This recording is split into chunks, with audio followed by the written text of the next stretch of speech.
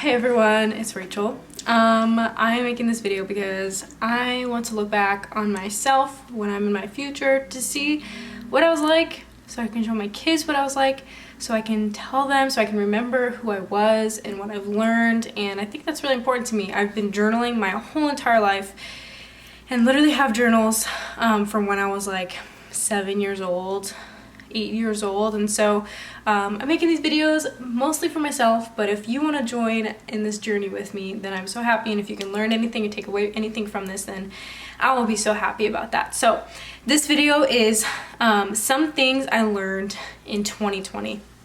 2020 obviously was a super weird and crazy year and super unique. It's just like, I honestly don't see it as a year that was like horrible and awful and like just like, oh no, like my regular schedule was messed up. Like, I honestly don't really see it like that.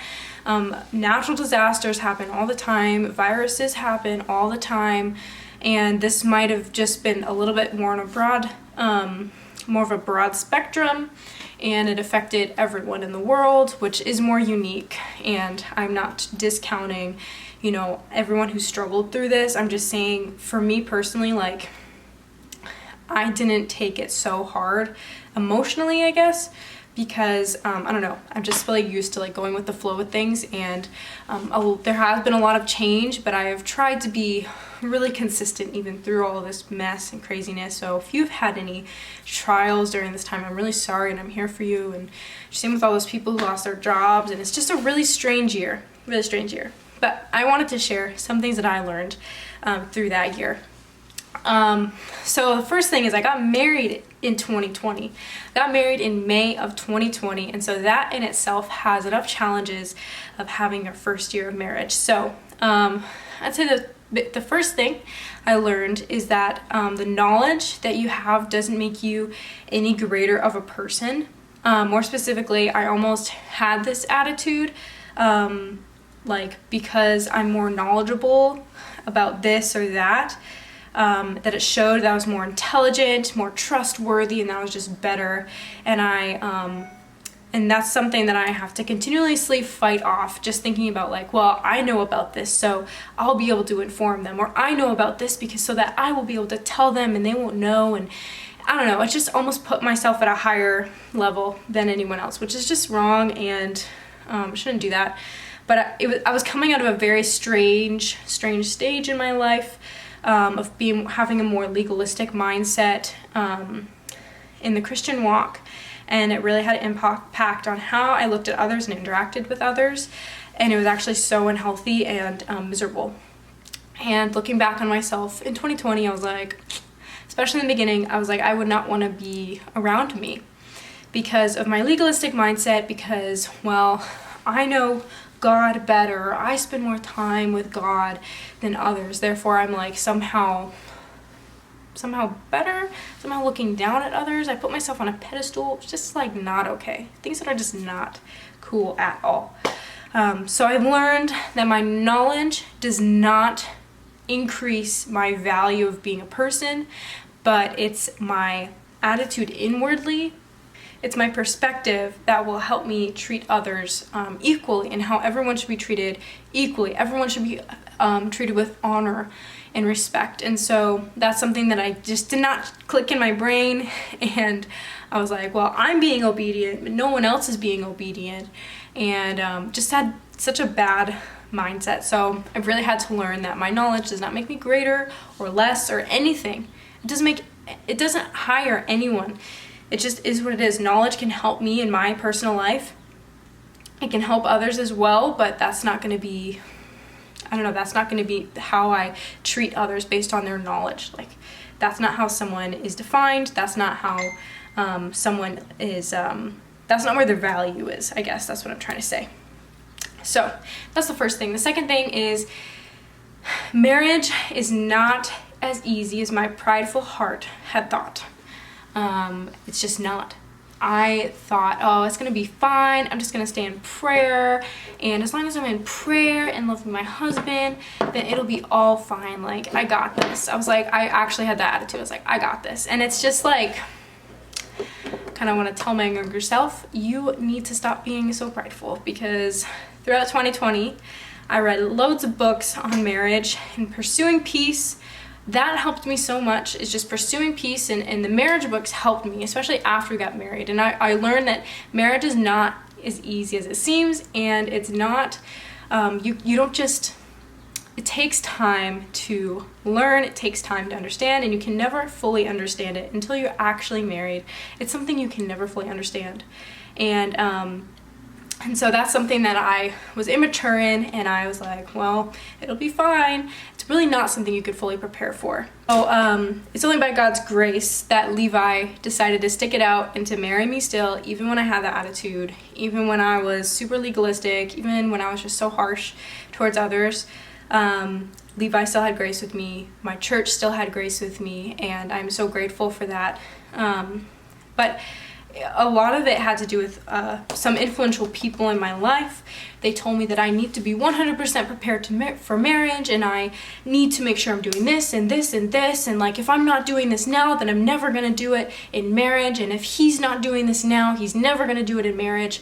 And I just want to tell that person, who was not married by the way, that they're wrong.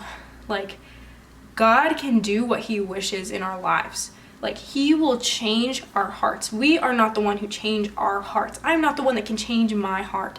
God's grace changes my heart. It's him that changes my heart. It's not me that forces someone else. It's not Levi, my husband, who can change himself. It's God who will change our hearts and will convict us. That's the whole point of the Christian walk, is so that we can be changed into new beings, into born again people, and that we can continue to grow closer to God as we continue to walk away from the world. And so I just want to tell that person that they're wrong, that if there's anyone telling you that you need to be 100% prepared, you need to be doing this and this and this in order to be a good wife, and like, yes, there are some things you really need to do if we're wives, to be a good wife, to practice, but it's not going to be the most important thing. The most important thing is keeping Jesus the center of your marriage. But I'll talk more about that in a different video if you guys want to talk about marriage, or I'll probably talk about marriage because I want to look back on my perspective. So, so God works through his grace and love, not through this kind of unhealthy fear that, oh no, well, if Levi is not doing this, then he's not a good husband, or like, if I'm not doing this and I'm not a good wife. That's not true. Neither of us are good at anything, and we need Jesus, and Jesus is good. He's a good husband and a good care for. So that's number 2. Number 3 is that I learned a lot about how to discern different voices and how to work through some tough questions that have to do with faith. And so 2020, man, it was just so tough, like, to have to work through all this stuff, because I was dealing with this legalistic mindset. At the same time, I was like, very early in our marriage, there were just a group of people, kind of like a church type thing, that came into our lives that were super charismatic, and Levi and I weren't really raised in a super charismatic home, and so we were accepting of it. Like, we love the spiritual gifts and we think they're still alive, but this was like to the point of us being a little bit concerned.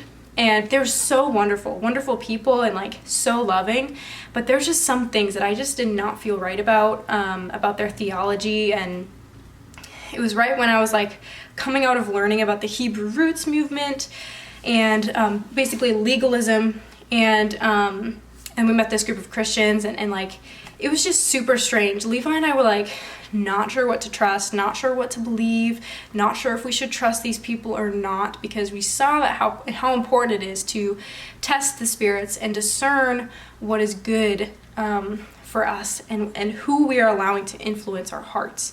And these people were very influenceable, and just there were a lot of concerns that we had with them. It was like being on a tightrope, and the tightrope is my faith, and I was about to fall off. Like, it was so difficult. It was a confusing time. If I had one word to describe it, it would be confusing, because I was confused and like not really sure what to believe, what to think, or anything like that. It was just very difficult. So spiritual confusion is very difficult to sort through, because I didn't even know how to communicate what I was struggling with.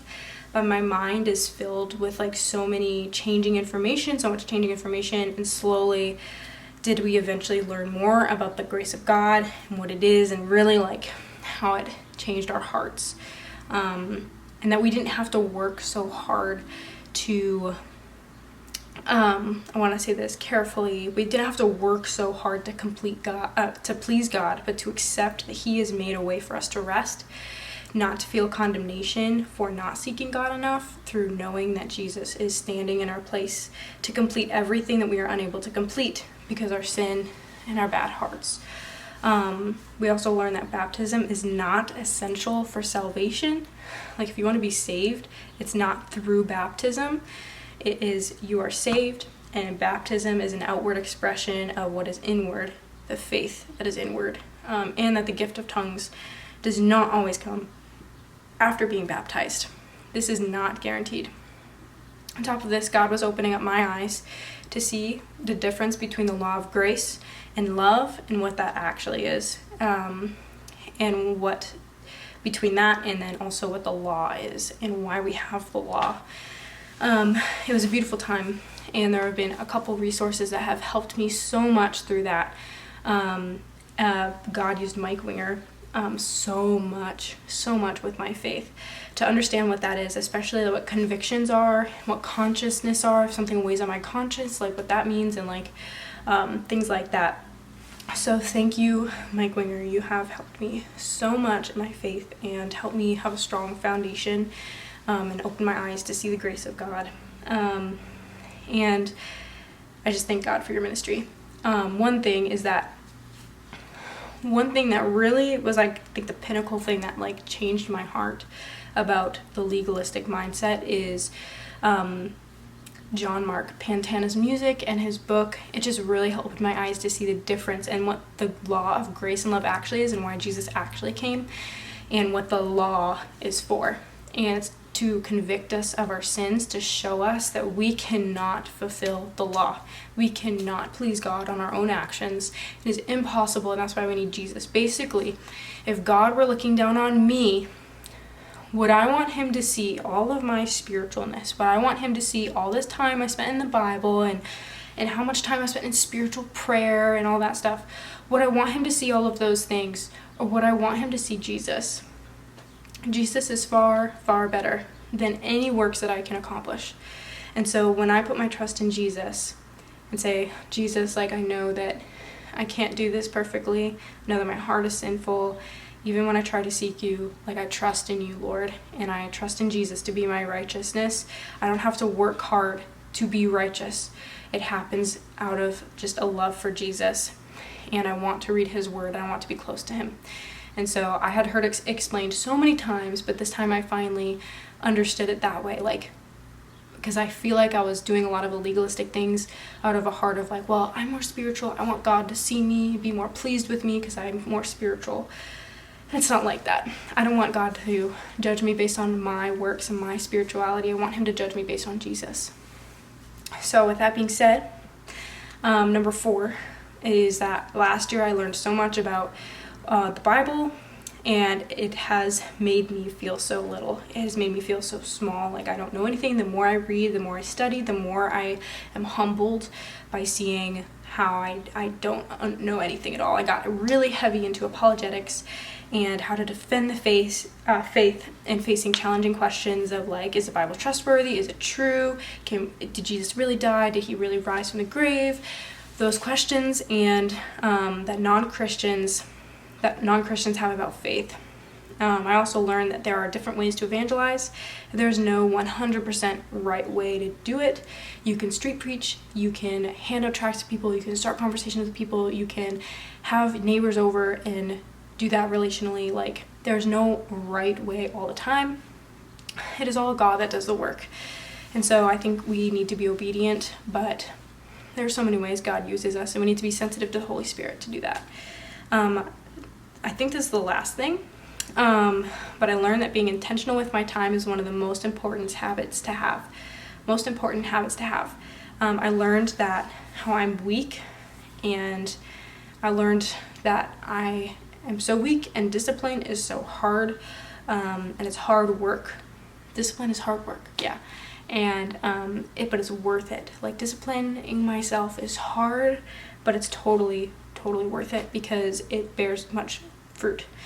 The phrase, you reap what you sow, is totally true. What I spend my time doing in actions or words or thoughts is what I will reap.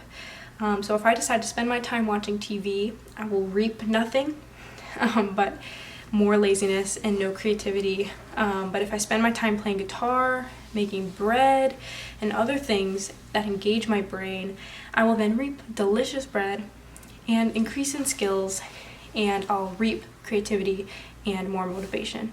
And so being intentional with my time is so important. Sorting out my time is so important, and thinking about things that are priorities and putting those first and getting things done. Like, it helps me, keeps my creativity flowing. So these are just a few of the things. The biggest takeaway is learning about God's sweet grace. After all, it is the most important thing to me. I felt self-condemned because I was self-righteous, thinking that I could possibly be accepted by God based on all the good works that I did. But really, that was spitting in Jesus's face. Like, his sacrifice on the cross was not enough for me, but it was so worth it. I gave up the rights to my own good works to allow Jesus to show me that he has completed righteousness, and his righteousness is now mine.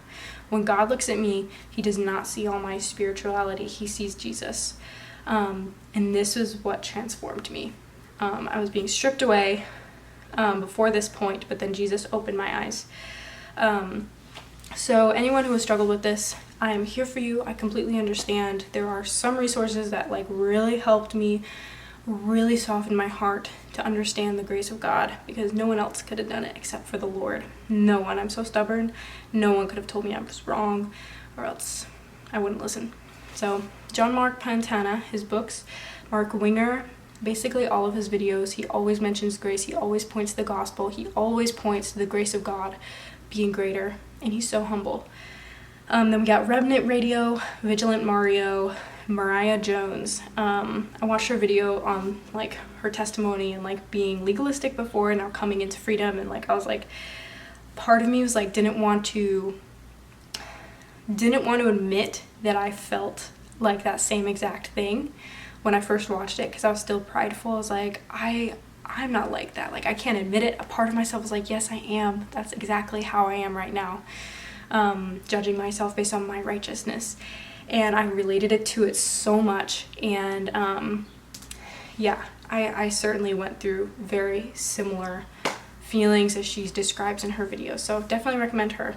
She talks about the grace of God and how wonderful it is. And it's truly gives peace beyond all understanding. And so those are some things that I learned in 2020. I learned that I'm not everything, and that God is everything, and that he truly is so filled with mercy and grace and truth. So I hope this was a good video for you to watch. Come join me again for my next one, and I hope you guys have a beautiful day.